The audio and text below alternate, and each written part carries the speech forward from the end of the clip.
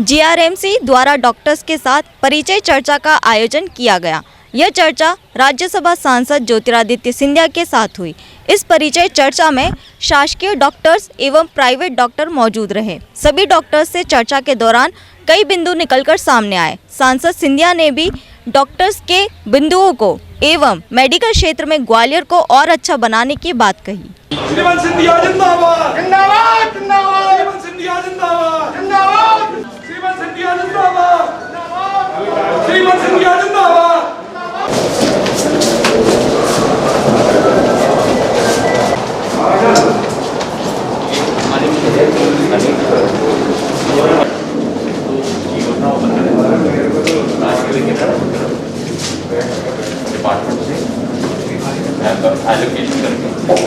आप सबसे अनुरोध करता हूँ क्वेश्चन दिल्ली से स्वागत करें।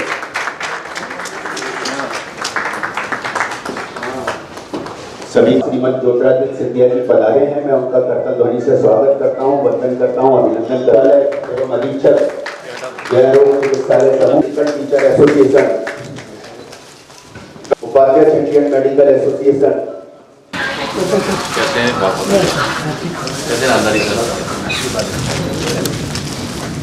सुहास गोंडे अपनी ओर से और हमारे नर्सिंग एसोसिएशन ग्वालियर की ओर से आपका आज कार्यक्रम में स्वागत और साधुवाद दोनों ही करना चाहता हूँ।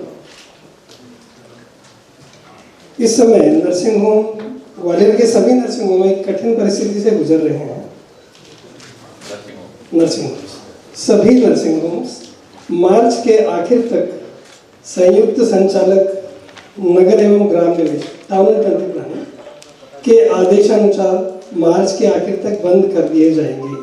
सभी नर्सिंग अवैध निर्माण का आरोप लगाया। जो टाउन एंड कंट्री प्लानिंग के कुछ रूल्स हैं, ऐसा उनका कहना है, जो रूल्स हैं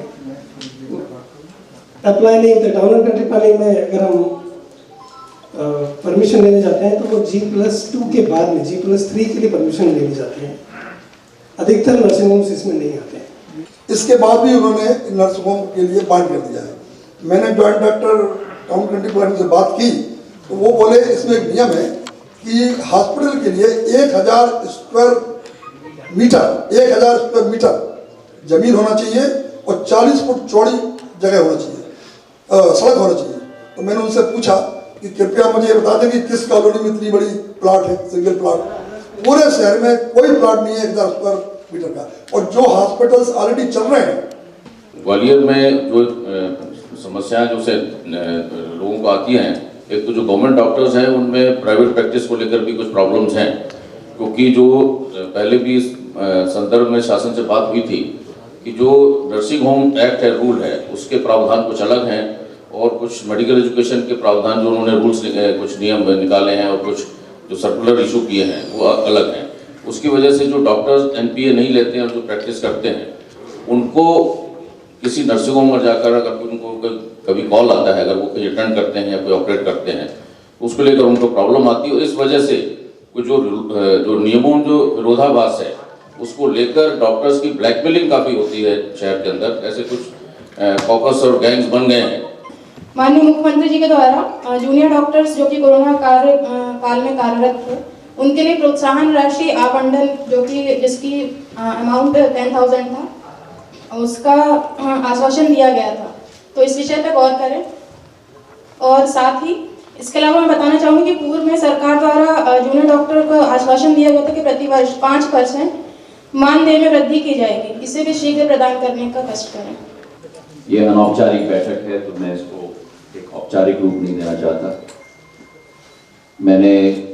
आपने मुझे यहाँ आमंत्रित किया, मैंने आपकी बात सुनने की कोशिश की है और मेरी मूल भावना ये है कि जैसे डॉक्टर नामधारी जी ने अभी बहुत अच्छी तरीके से हम लोगों को दोबारा इतिहास के पाठ पढ़ाए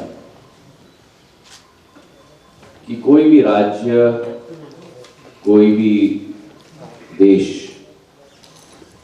उतना ही सक्षम होता है जितना सक्षम उस राज्य या उस देश का मानव संसाधन होता है। पुराने जमाने में पहले हरी क्रांति आई, फिर इंडस्ट्रियल रेवोल्यूशन आया, फिर आईटी रेवोल्यूशन आई,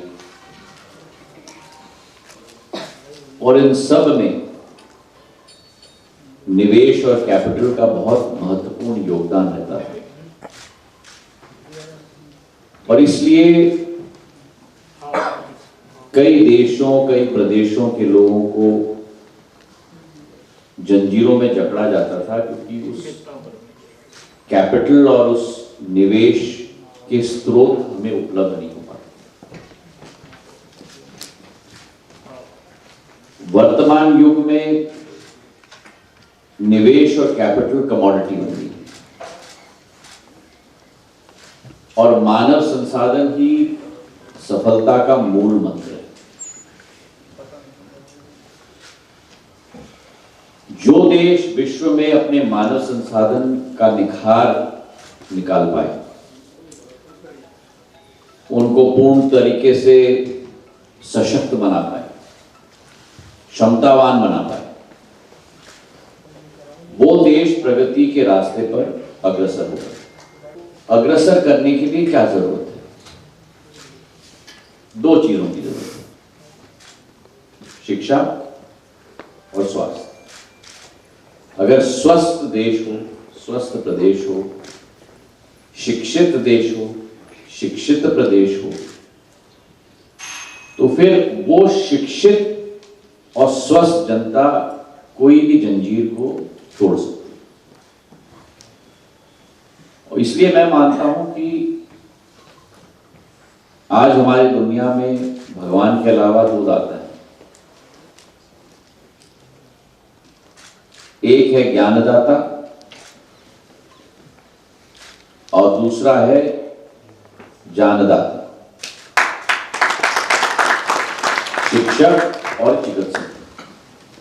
आपका रूप कोई नर्सिंग होम का रूप नहीं है, कोई निजी क्षेत्र का रूप नहीं है। अपने आप को इतना सीमित अपनी सोच में भी मत करो।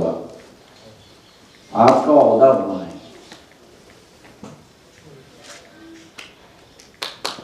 आप देने वाले,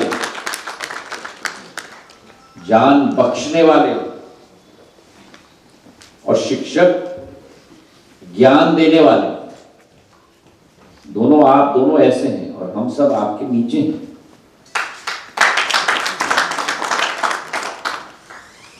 पुराने जमाने में विधि का विधान है, प्रतिस्पर्धा का वातावरण है।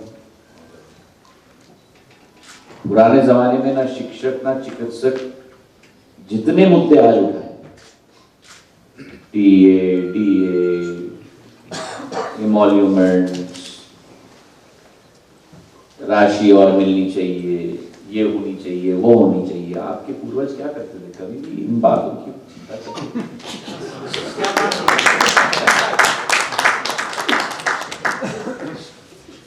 मैं आपको दोष नहीं दे रहा, क्योंकि स्वास्थ्य भी और शिक्षा भी अब इंडस्ट्री बन गई और इसमें कोई बुराई नहीं। लेकिन याद रखो आप लोग कि आपकी असली पहचान कहां से आ रही है। लेकिन इसका मतलब थोड़ी कि मैं हिम्मत हारूं और कहूं कि अब मैं विकास प्रगति नहीं देखना चाहता, अब मैं कोई और को देखो, अब मैं नहीं देखूंगा। अमर पक्षी की तरह राख से उठना पड़ता है भैया, तभी सफलता आपको प्राप्त होती है। आप इधर भी चले गए तो आप इधर भी चिंता करो, आप इधर भी हो तो उधर की चिंता करो, आपका रंग नहीं बदलता। कोई अस्पताल में हजीरा में पुलिस चौकी रखना है, नर्सिंग होम्स की टीएनसीपी का मुद्दा है, प्रशिक्षण के लिए विदेश जाने के लिए, कॉन्फ्रेंस जाने के लिए परमिशंस का मुद्दा है, अब कार्डर अलग बनाना है, ये तो बहुत बड़ा मुद्दा है, और डॉक्टरों को एसेंशियल सर्विसेज एक्ट में आना चाहिए। इन सभी मुद्दों पर हम लोग कार्य करेंगे। पर मैं आपको ये भी स्पष्ट कहना चाहता हूं कि चिकित्सा क्षेत्र का इतना कुछ मेरी समझ में है नहीं, तो शायद आप लोगों को एक और सिटिंग मेरे साथ करनी होगी। तो जो मेरे सामने आपने मुद्दे रखे हैं उन पर क्रियान्वयन करने की मैं जरूर कोशिश करूंगा। और ग्वालियर को धीरे धीरे एक बार ये कोरोना काल से हम लोग निकलेंगे तो निजी क्षेत्र का अस्पताल भी उस मार्ग अस्पताल की जमीन पे बने।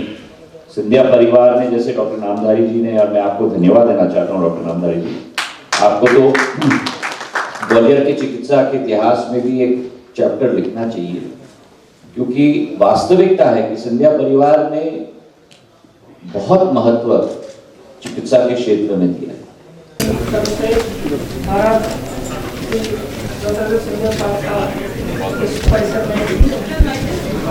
फीडबैक देखिए, फीडबैक की बात नहीं है। हम लोगों को एक साथ मिलकर कार्य करना है। सामूहिक कार्य योजना हमारी बनी है। जैसे आपको विदित है कि ग्वालियर में चिकित्सा के क्षेत्र में तो बहुत कुछ विकास और प्रगति हमारी हो रही है। 1000 बिस्तर का अस्पताल अगले 1 साल के अंदर तैयार हो जाएगा। मल्टी स्पेशलिटी अस्पताल तो ऑलरेडी तैयार है। हमारी एंजियोप्लास्टी की सर्विस भी आ चुकी है। उसी के साथ हज़ीरा, मुरार और ग्वालियर के अस्पतालों का उन्नयन हो रहा है। ट्रॉमा सेंटर में जो कमियां थी, मैंने स्पष्ट निर्देश दिए थे, आज उसका सर्वेक्षण भी करने जा रहा हूं मैं यहीं से सीधे। तो वृद्धि तो स्वास्थ्य की सेवा में ग्वालियर में बहुत हो रही है, लेकिन मैं मानता हूं कि एक निजी अस्पताल की सख्त ज़रूरत है ग्वालियर में। और एक बार जब ये कोरोना काल समाप्त हो जाए और सारे निजी स्वास्थ्य की कंपनियां भी निवेश का अपना एजेंडा वापस टेबल पर लाएं, तो उनमें से एक को आकर्षित करके ग्वालियर में हम लोग स्थापित करने की पूरी कोशिश करेंगे। अपने डॉक्टर्स को जानदाता हैं, बिल्कुल, आपके जानदाता हैं, मेरे जानदाता हैं, हम सबके जानदाता हैं। डॉक्टर जानदाता और शिक्षक ज्ञानदाता।